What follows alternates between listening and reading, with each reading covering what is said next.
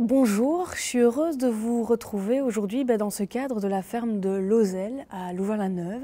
Alors vous êtes professeur à l'UC Louvain. Pourquoi on vous rencontre aujourd'hui? C'est parce que vous vous êtes surtout investi beaucoup ces derniers temps dans les débats de la société civile sur toutes les questions liées à la transition agricole, à l'agroécologie, au système alimentaire. C'est quelque chose en tant qu'ingénieur agronome qui vous tient à cœur aujourd'hui de vous mobiliser sur ces questions-là? Oui, c'est quelque chose qui me tient à cœur. C'est un peu la motivation aussi d'avoir fait des études d'ingénieur agronome.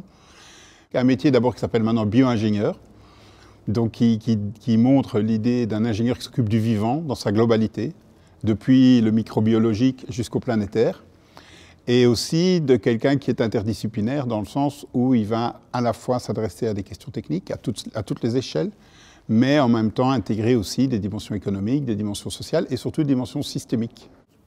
Alors ce qui pose question aujourd'hui, c'est que le système alimentaire tel qu'on le conçoit aujourd'hui, tel qu'on le vit, finalement il montre ses limites. Par construction, un système de production agricole et un système alimentaire, c'est toujours un peu cyclique.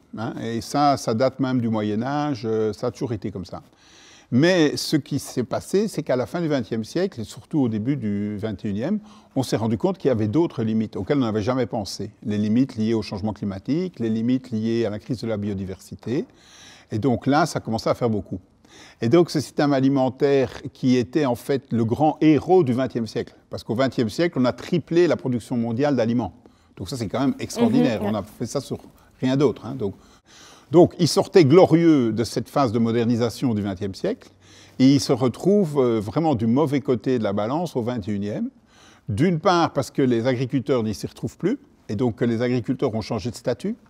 Eux qui étaient proches de la nature, qui étaient perçus comme des paysans, des gens qui vivent sur des terroirs, sont devenus des espèces d'ouvriers, ont été perçus par certains comme des industriels sans plus aucun lien à la nature, première chose.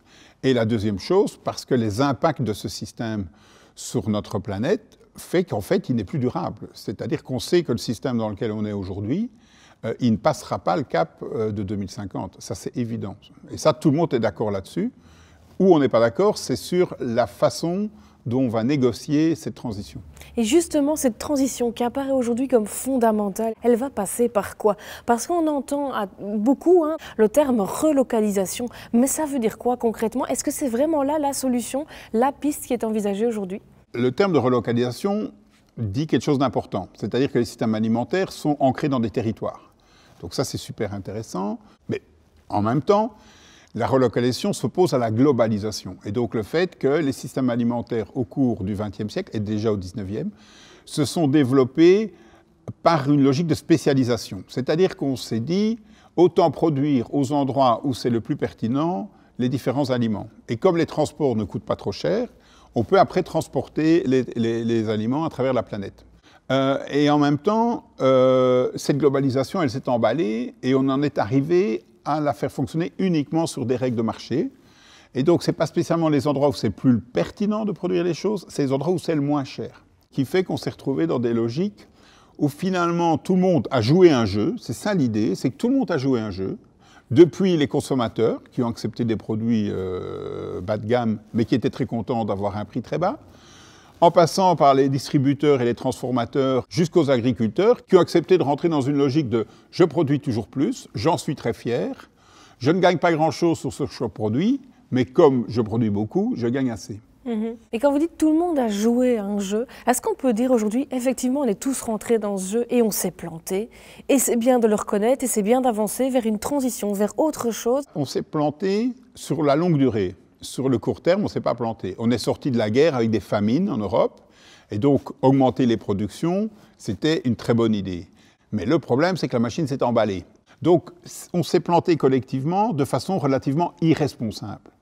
Par contre, aujourd'hui, qu'on sait que la machine ne fait pas du tout ce qu'on espère d'elle, et que d'autre part, les limites planétaires sont là, on est extrêmement responsable de reprendre les choses en main, un peu comme un cheval qui est parti au galop. Et bien maintenant, il faut reprendre les rênes et remettre le système en équilibre avec ce qu'on connaît aujourd'hui des enjeux environnementaux, économiques et sociaux. Mais c'est quoi la solution? Parce qu'aujourd'hui, c'est vrai qu'on a tendance à entendre dans les médias, on met en avant les circuits courts, les petites coopératives de producteurs, etc., la transformation à la ferme.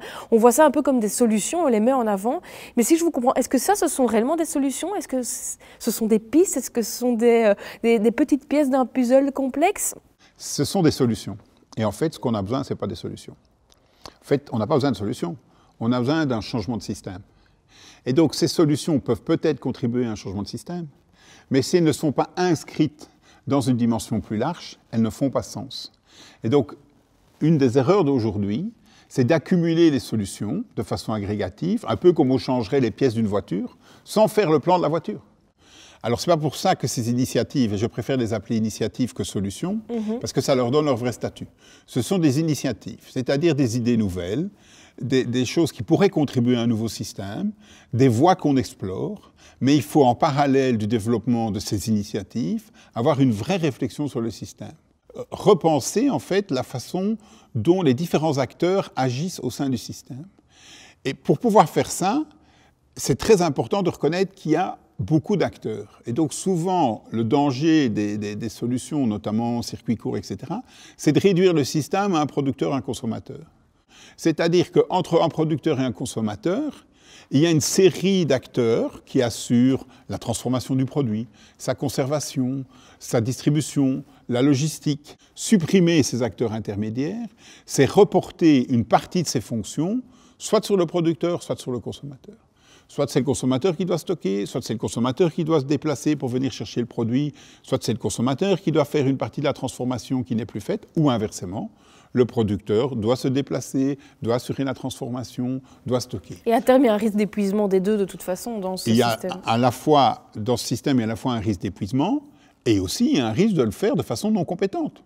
Alors, vous allez me dire, il faut se résoudre à l'espèce d'énorme monstre de l'industrie agroalimentaire d'aujourd'hui.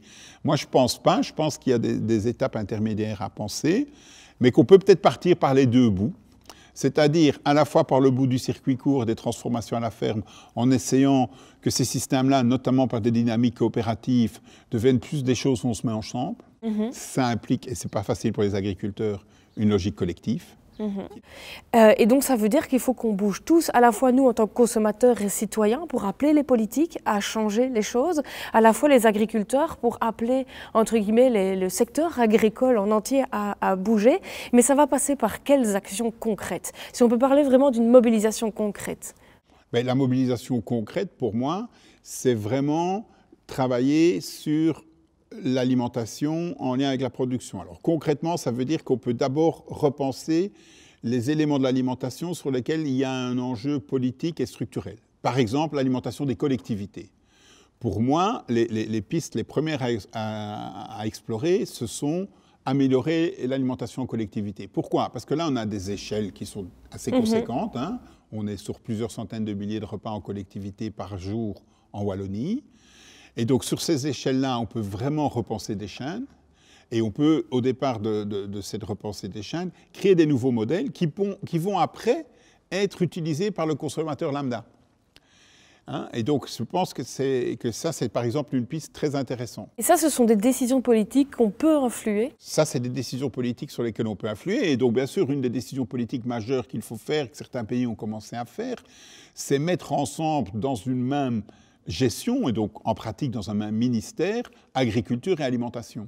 Parce que c'est là qu'on tient alors à ce moment-là tous les leviers qui permettent de mieux gérer la chaîne. Et donc voilà, ça c'est un des éléments qui a été identifié comme critique. Penser aussi le Nord et le Sud, non pas tellement avec une logique caritative, parce que ça c'est une tendance quand même qui reste très profonde, mais apprendre du Sud. Et donc, par exemple, pour tout ce qui est organisation collective, coopérative, des choses comme ça, il y a des choses qui ont été faites au Sud de façon beaucoup plus efficace, où on a testé des modèles beaucoup plus intéressants que ce qu'on peut faire au Nord. Et donc, cette trajectoire dans laquelle on s'est engagé par erreur, quelque part, et à l'insu de nos pleins grés, comme diraient des cyclistes célèbres, cette trajectoire sur laquelle on s'est trompé, une partie du Sud ne s'y est pas engagée. Ça a été les laissés pour compte. Mais les laissés pour compte d'hier sont peut-être les modèles de demain.